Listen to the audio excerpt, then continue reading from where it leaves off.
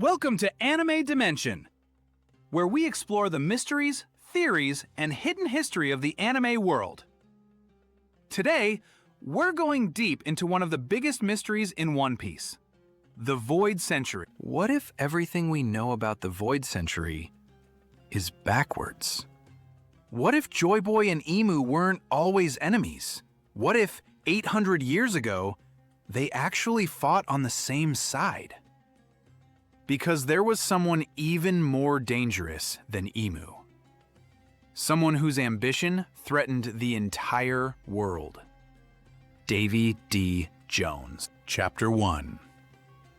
The King History Forgot.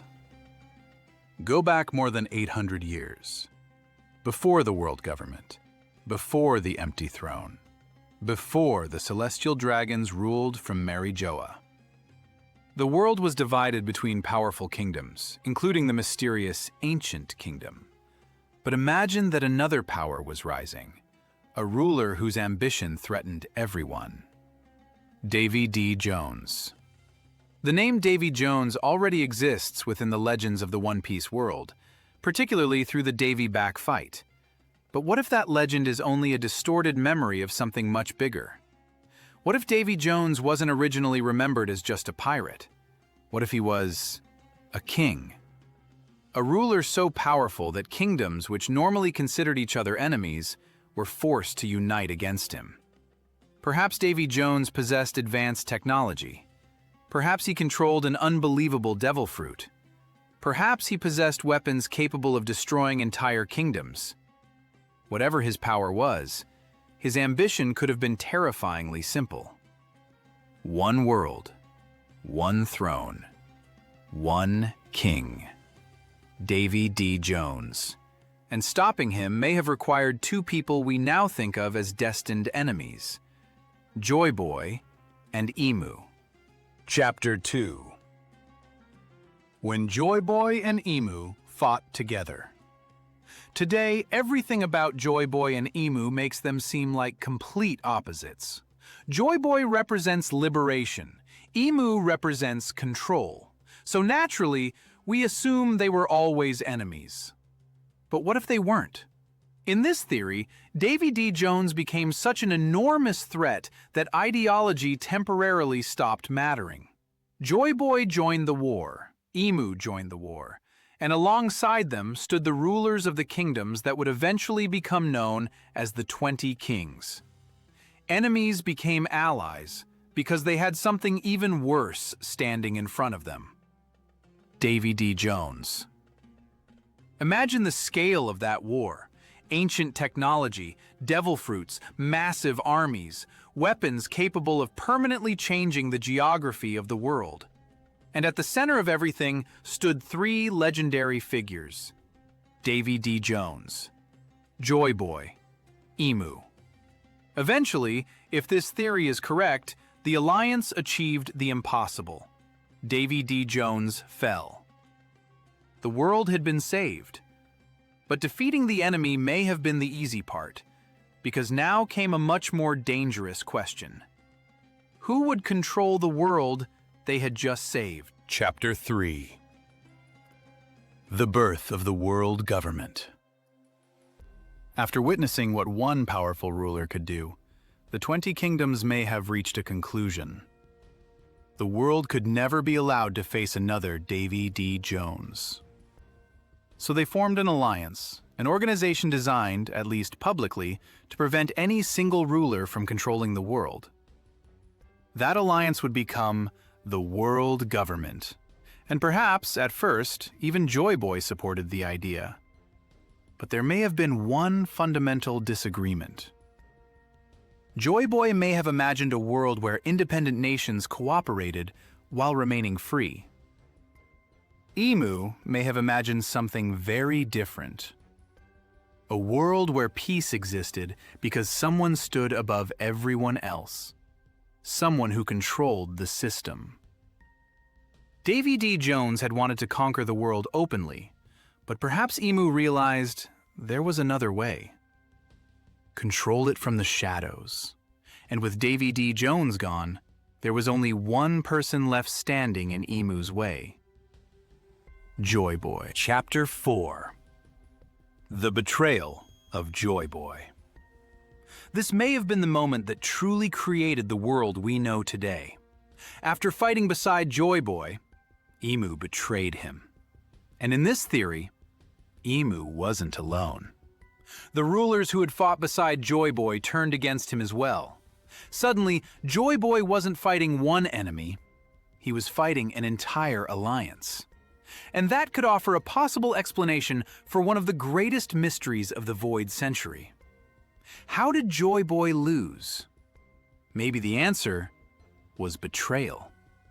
Joy Boy helped defeat the greatest threat in the world because he believed they were fighting to protect freedom.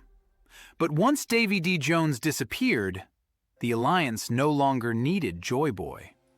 The victory that was supposed to protect the world instead gave Emu the opportunity to control it. But even this may not have been Emu's final plan. Because after the world government was created, something strange happened to its original rulers. Chapter 5. What happened to the 19 kings?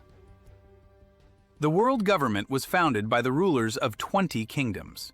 Their weapons were placed before the empty throne as a symbol that none of them would ever attempt to become the world's single ruler. But one royal family was different. The Nefertari family did not permanently remain in Marie-Joie, which means 19 royal families remained behind. And this is where everything we've discussed could connect. Remember the question from the beginning? What happened to those 19 original rulers? What if they didn't simply grow old and disappear? What if their disappearance was connected directly to Emu? Through a devil fruit, forbidden Void Century technology, some form of immortality, or an ability we haven't fully understood yet. What if the wills, or perhaps even the powers, of those 19 rulers were somehow combined into a single body? Emu's body. Think about what that would mean. Emu wouldn't simply be one immortal ruler who survived for 800 years. Emu could be something much stranger. One body, carrying the wills of 19 kings. And if that's true, it could explain something even more terrifying. Because those kings may not have given Emu only their wills. They may have given Emu their powers. Chapter 6. The 19 original weapons. This next part goes even deeper into speculation, but follow the idea for a moment. What if each of those 19 rulers possessed something unique? A weapon, an ability, a devil fruit, or perhaps technology connected specifically to their bloodline. 19 kings, 19 powers, 19 original weapons. Normally, no single person should be capable of controlling all of them. But what if Emu can? And what if the reason isn't simply that Emu is incredibly powerful? What if those weapons don't recognize Emu as one person? What if they recognize their original owners? The 19 wills, now existing inside Emu. And suddenly, the empty throne becomes one of the darkest symbols in the entire story. The empty throne tells the world, no single king stands above the others. But under this theory, that's technically true, because there isn't one king sitting above the world. There are 19, all inside one body. Emu. Chapter 7. Why Lily refused. And now we have to talk about the one ruler who didn't remain with them. Nefertari D. Lily. Why was Lily different? Why didn't she permanently remain in Marie-Joie with the other founders?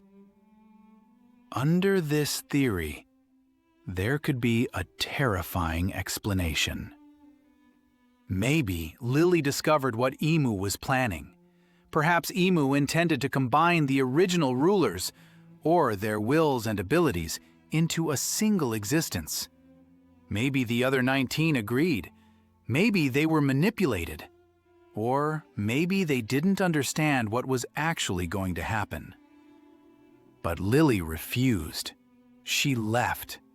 And if our theory is correct, that could explain why Emu would contain 19 wills instead of 20. But Lily may have done something even more important. She may have realized that once Emu gained control, the truth of what happened during the Void Century would eventually be erased. So history needed a way to survive. The poneglyphs were scattered across the world. Information that couldn't easily be destroyed. Messages capable of surviving centuries. Maybe Lily wasn't simply preserving history. She was leaving evidence. Evidence of what happened after Davy D. Jones fell. Evidence of what Emu became. And perhaps, evidence intended for the person who would one day inherit Joy Boy's will. Chapter 8. Why Davy D. Jones disappeared from history. But there's still one enormous problem. If Davy D. Jones was once powerful enough to threaten the entire world, why does almost nobody remember him? Under this theory, there could be a simple answer. History was rewritten. The newly formed world government may have had every reason to erase what really happened. They couldn't allow the world to know that their founders had once fought alongside Joy Boy. They couldn't allow people to discover what happened to the 19 kings. And they definitely couldn't allow people to understand the real circumstances behind the creation of the world government. So perhaps Davy D. Jones was erased, along with the rest of the Void Century. Generation after generation, the truth became legend. The king became a pirate, the war became folklore, and the name Davy D. Jones became associated with the darkness at the bottom of the sea. But perhaps Oda has kept that name alive for a reason. Maybe the world forgot Davy D. Jones, but history didn't. Chapter 9. Emu became the monster they defeated. And this may be the greatest irony of the entire theory.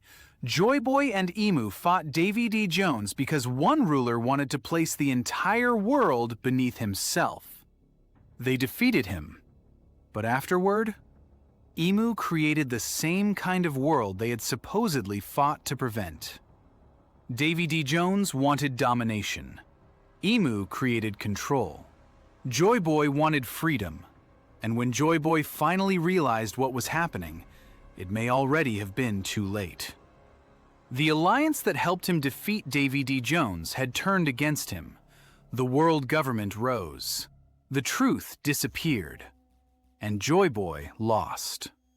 But his will survived for 800 years, until someone finally appeared. Someone who valued freedom above almost everything else. Monkey D. Luffy. Chapter 10. Luffy finishes the war. Luffy doesn't want the empty throne. He doesn't want to govern the world. He doesn't even want to become a traditional ruler. To Luffy, becoming Pirate King means becoming the person with the most freedom in the world. And that's why Luffy could represent the final answer to this 800-year conflict. Davy D. Jones wanted to dominate the world. Emu chose to control it. Joy Boy tried to free it. But Joy Boy failed. And now, Luffy may accomplish what Joy Boy couldn't. Not by replacing Emu. Not by becoming the next ruler. Not by sitting on the empty throne. But by destroying the system that allows anyone to stand above the entire world. And that brings us back to the beginning. Because maybe the War of the Void Century never truly ended. Maybe it has been waiting 800 years for Luffy to finish it. The real story of the Void Century? So what if the Void Century wasn't simply Joy Boy versus the 20 Kingdoms? What if the real sequence was completely different? More than 800 years ago, Davy D. Jones rises and attempts to dominate the world. Joy Boy, Emu, and the 20 Kingdoms temporarily unite against him. Davy D. Jones is defeated.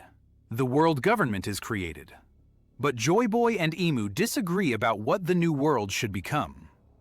Emu betrays Joy Boy. 19 rulers remain with Emu. Lily refuses. Joy Boy is defeated. The truth is erased. And for the next 800 years, the world government hides what really happened. Until Luffy arrives. If even part of this theory turns out to be true, Davy D. Jones may be far more important than an old pirate legend. He could have been the forgotten enemy whose actions started the conflict that shaped the entire One Piece world. But the greatest twist wouldn't be Davy D. Jones himself. It would be what happened after he was defeated. Because 800 years ago, Joy Boy defeated the first tyrant. But in doing so, he may have accidentally helped create an even greater one. Emu. And now, Luffy must finish the war Joy Boy couldn't. So what do you think? Was Davy D. Jones the original enemy of the Void Century? Did Emu and Joy Boy once fight side by side? And most importantly, are the 19 original kings somehow still alive inside Emu? Let me know your theory in the comments. And if you enjoyed this theory, don't forget to like the video and subscribe to Anime Dimension for more One Piece theories and anime mysteries. Thanks for watching, and I'll see you in the next one.